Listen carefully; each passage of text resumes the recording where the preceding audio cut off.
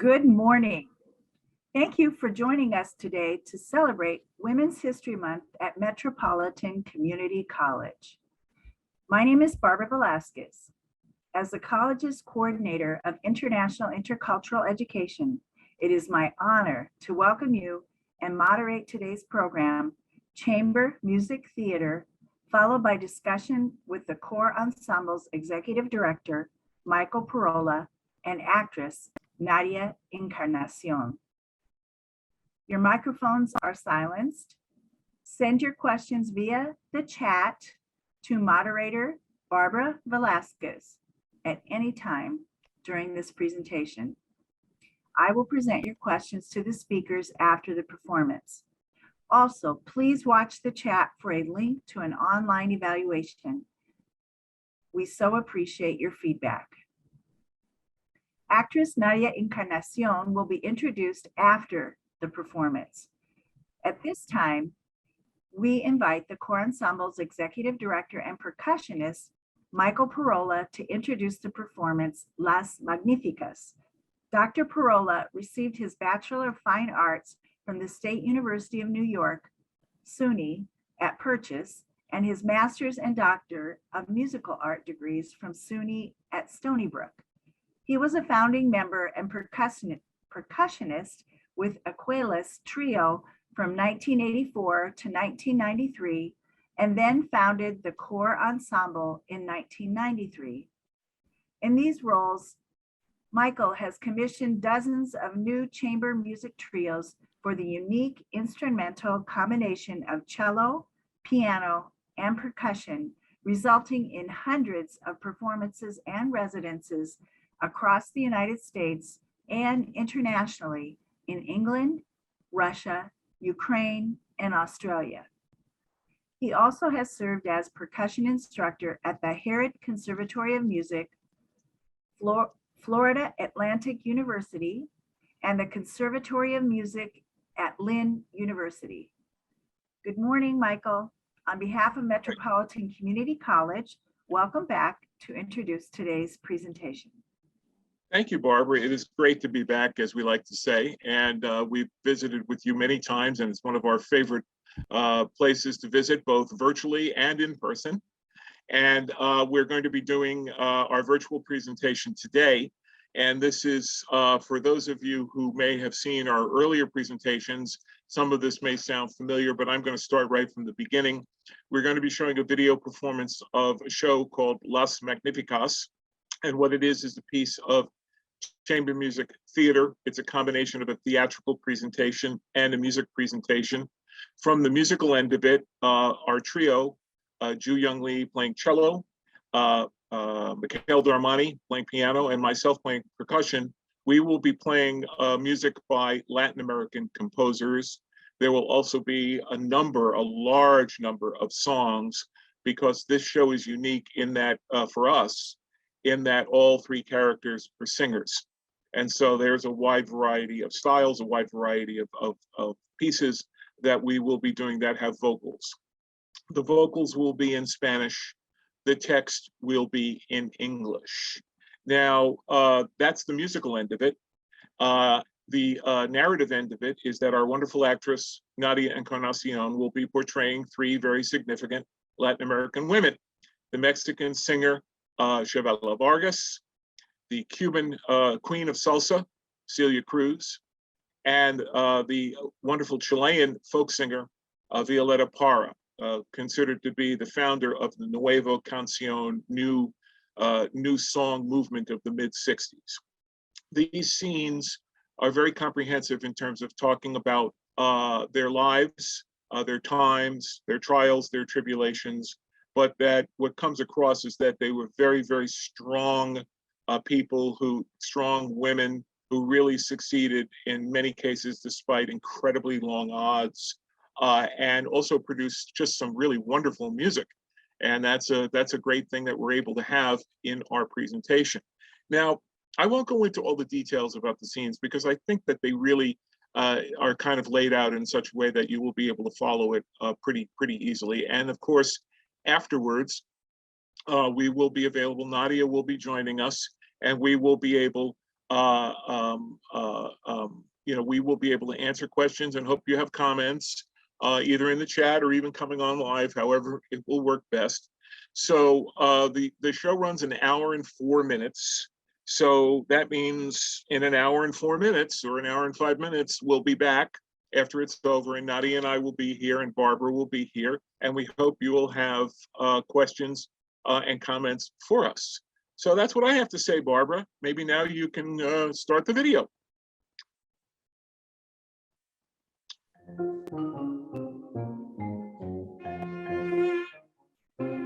And the discussion period may seem quite short. I want to thank you, audience members, for joining us today to experience this magnificent historical artistic performance, Las Magnificas. Kudos to the Core Ensemble and their technical staff for bringing this stellar virtual production that tells the story of Chavela Vargas, Celia Cruz, and Violeta Parra. It's now your opportunity to ask questions of Executive Director Michael Corolla and Nadia Encarnacion, the actress featured in the production. Please send your questions to moderator Barbara Velasquez. If you look in the chat, you can probably find a message from me and you could just respond to it. I'm going to introduce Nadia and then we'll get started. Is she on, Michael? I'm trying to find out. I don't know if she's on, and I just texted her. So we'll, we'll just see. Hopefully she'll get on in a moment if she's not on. And I can start the questions whenever, if you would like. Okay? So you all have the nice opportunity of watching the art of Nadia Encarnacion. She's an actress and a singer and has worked in theater, musical theater, television, voiceover, and film. She can be seen in the award-winning short film, The Saxophonist, on Amazon Prime Video, and the upcoming motion picture, 21 Bridges. Along with acting and music, she has worked in youth development and juvenile justice. Nadia is a graduate of the American Musical and Dramatic Academy. She holds a BA from Fairfield University and an MA from Manhattan College, and this is her third season touring with the Core Ensemble. So, Michael, we will let you get started, and Isaac, if you can help us to know if Nadia comes on so we can get. Yeah, because I think I might have screwed up in terms of, this whole thing with time zones and stuff always creates trouble. And for some reason, I think I may have given her the wrong time zone. So she's told me, she's texting me and saying that she should be able to get in a few minutes. So maybe I can get started, and then folks who have questions directly for Nadia can ask those questions when she gets in. Okay. All right, so we're starting to get comments stating how much people enjoyed this, Michael. That's your work is really great. What is the most challenging part of creating a historical piece like this that adequately depicts the characters? Well, I think the most challenging part of it is to first of all decide what it is you're going to do, and to have and who you want to depict, and how you want to present them, and what point of view do you want to have about the characters and about the music, and then you have to execute it. And the executing of it is very challenging in the sense of getting a text written, getting music put together, arranged, rehearsed, and building the whole show so that it actually comes across in the way that you hope will be successful.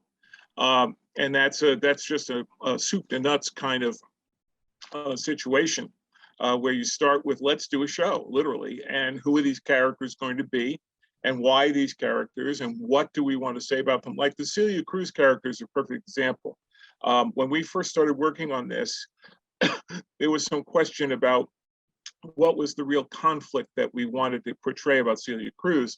And through research, we came up with the idea that she was faced with this decision at a certain time. Let me just text Nadia. She needs 2 minutes But I'm just saying sorry because it was my fault. I screwed up. So everyone blame me. Okay. So when Nadia comes on, everybody can applaud her because she's stepping in when she's an hour earlier than she was told. And that was completely my fault.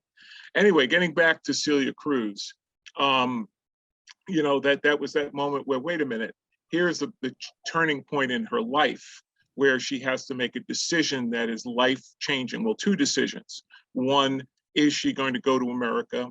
And two, is she going to marry Pedro Knight?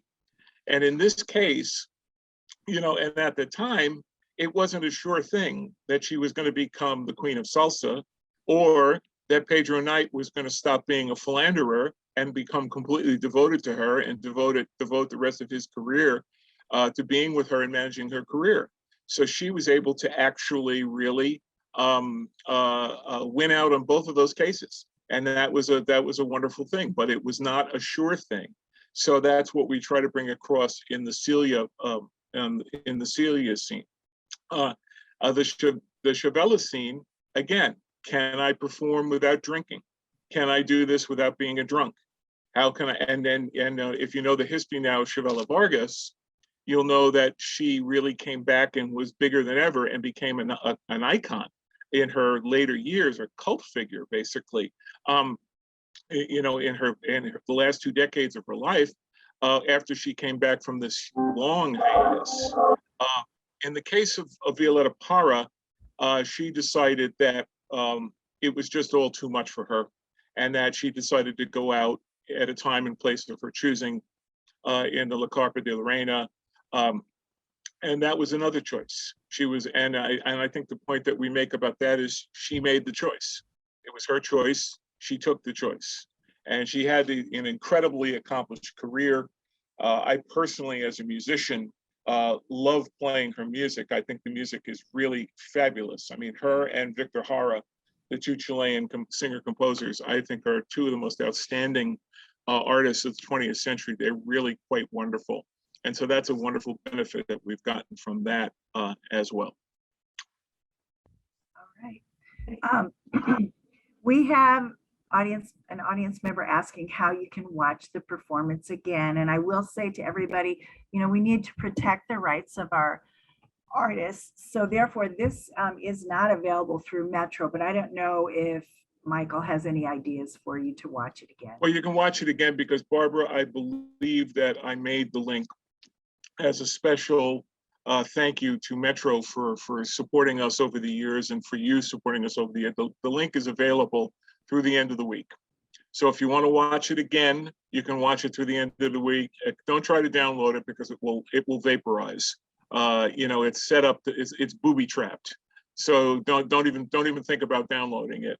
But if you would like to watch it again, by all means, you can watch it. I believe just keep the link that we have, and that will be active until the end of the week. Okay, so for anyone who wants that, you should send me your email in the chat. And I would suggest that you watch it soon because I know Michael has told me sometimes they expire earlier than anticipated. Right. I think Nadia is also here. Nadia, are you here? Yes, I am. Okay, sorry. I've been apologizing publicly in front of the audience for my faux pas because of time zones. I messed up the time zones and I'm very sorry. So I hope you'll be in good cheer. And Barbara Velasquez is our moderator, who we've worked with many, many times in beautiful Omaha, Nebraska, and where Henry Fonda was born. And we are just very grateful to be here. And now I'm sure, hopefully, folks have watched the video and hope that they have some questions and comments for you. Thank you. Thank you for having me, having us. Thank you. So we're just really delighted with your performance. And this is kind of a typical question that always comes up, but it's going to have 3 parts to it. So which character was your favorite? Which character was the most interesting to you? And which character was most difficult to portray? Oh, wow. Those are all great questions, by the way.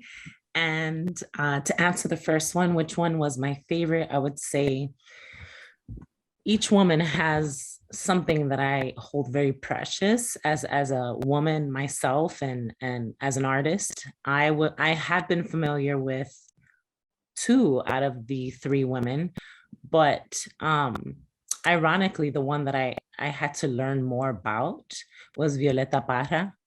And she actually is my favorite to perform. And the most interesting, I would say, as I mentioned, they're also fascinating with what they've contributed to the world and musically. But I would say Chavela Vargas really was a character I just felt immediately drawn to when I began doing my character study and learning more about her way of life, how she began singing, what her journey was, how she identified herself within the world during a time in which wasn't as popular, right? To be a woman that was very strong in her identity and her preferences and most importantly her music, the music that she sang and the feeling, you know, the feeling that she connected to each song and piece. And then I would say, even though I grew up listening and watching the Queen of Salsa, you know, Celia Cruz, she may have been a bit difficult in that, and I won't say difficult, but it's something different when you're being asked to sing a genre of music that you don't necessarily sing all the time, although I grew up listening to merengue and salsa and guaracha and son. But I thought because I have an image of Celia being this big personality, this was a moment in time where she was a bit more demure. I would say she always was a tour de force, like she was always a powerful woman. But I believe that when it was that pivotal point in time in which she made the decision to come to the United States to really pioneer and trailblaze, I would say, not only politically, but even musically, where she developed then along with other musicians from Latin America, specifically in the Caribbean and South America, is what salsa is today. And so she was one of the pioneers. So it was difficult in a way to be like, okay, who could she have been prior, right? I only know a little bit from performances, not many interviews, but each woman has such a grace, has such possesses such strength, and I just feel completely honored that I get to share their stories on stage. Thank you. What a beautiful response, Nadia. As I watched to kind of segue and to add a question that's come in, I wondered how intimidating it is to try to represent the vocal qualities of three such distinct women and so famous, right? So, you know, a lot of people will recognize their music. We do have a comment. You have a beautiful voice. Please tell us about your vocal training background. When did you begin your training as an actress and vocalist? Wow, thank you so much. I know there are quite a few people here. I really appreciate your just feedback. I have been singing professionally for the past 15 years. I began singing as a child, and much like Chavela says, you know, I'd sing in school, church, everywhere, which is true. I grew up going to parochial schools, and there was more of a traditional foundation as far as introducing choral music. And so my background started off with choral singing. And then I grew up in a pretty diverse, I grew up in New York City, and I was going to church a lot. So that was also another opportunity to grow and expand my talent in more a different I would say sector of church, where it wasn't just choral singing, but singing in groups and bands. And then throughout high school, I continued to sing in choirs and in college. And then I studied at the American Musical and Dramatic Academy. musical theater. My background's in musical theater, so I have some musical theater and some classical training. And because of how I grew up and what I was surrounded, so many rich sounds, I have been able to listen, right? To listen, be able to have within my body and within my ear, like my music library in my brain to be able to emulate those things. My father was an avid ranchera music listener, and he loves ballads. And so I was introduced to a lot of that. And then salsa was just something that we listened to, and merengue. And then the new song genre is something different. The folkloric music of Chile through Violeta Parra was so, I mean, it was something so experimental for me to listen to, as far as like even how she sings and the rhythms, and it might sound simple, but she makes it look so easy and effortless, and her songwriting is just superb. So that's where my sort of my trajectory of how I began, and I was acting mainly in musical theater throughout my college and then post-college early professional years. And now I'm just doing a combination of acting for film, television, and the theater, and of course, chamber music theater. Right. So because our classes will be ending soon, you might see some people drop off, but I would like to ask both you and Michael, okay, another famous Omahan is Warren Buffett, okay? And Mhm. he says, he goes out and talks to groups of young people commonly, and a statement that he will make is you should pursue the career that makes you happy, which is really interesting from a gentleman, who has so much money, but how do you suggest that artists such as musicians and actors pursue their dreams yet survive economically? Great question. Definitely a huge part of my life. My parents, it's so funny when I was trying to decide on what to pick as a major, they were like, listen, we know that you're talented, but you're not going to college. I mean, this is my background. My parents are come from an immigrant background, hardworking, and then it took a lot for me to, I would say, hold true to my convictions. I did well. I went to college. I even got a master's degree in school counseling. I never let go of my art, although I do feel like we live in a day and age where you can do your art, and if you need to work in the meantime as an investment to help propel and push your art forward, just always remember why you're doing the art. The reason why I enjoy doing art, I love it, I'm so passionate about it, is because it's something that it's part of me, and I cannot, like, I have to give as a gift to the world. It's not just about me. It's not just about the accolades, but it's remembering the responsibility that we have to the world, to our society, to bring something that only you can bring as an artist.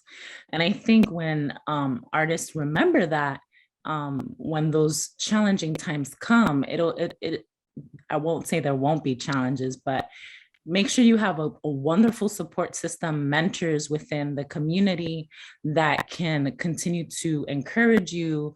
It's another way of networking. I know I've gone off a bit on tangents with that, but just always remember why you do your art. And if you need to invest and take another job on the side, it's nothing wrong with that. I've done that plenty of times. I've worked in youth development for almost, 14 years. And so it was through my work, through life, that I began to tell better stories, sing more, add more of my life and content with songwriting. So everything works for the good of everything when you have that mindset. And now I get to work as an artist. Yes. Yeah, well, I think that just to piggyback on that very briefly, you have to have a core belief, so to speak.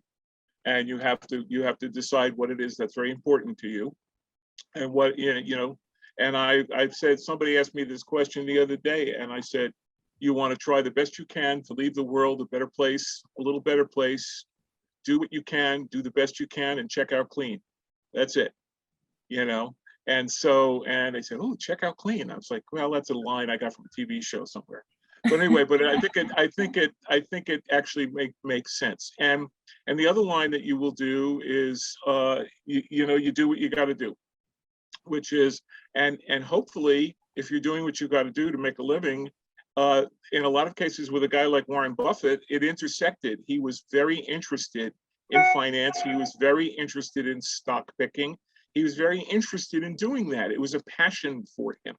When you look at a guy like Steven Spielberg, Spielberg is passionate about being a filmmaker, passionate, about film history, about all of it. And he was very fortunate that it intersected with a commercial application, which made him $1 gazillion.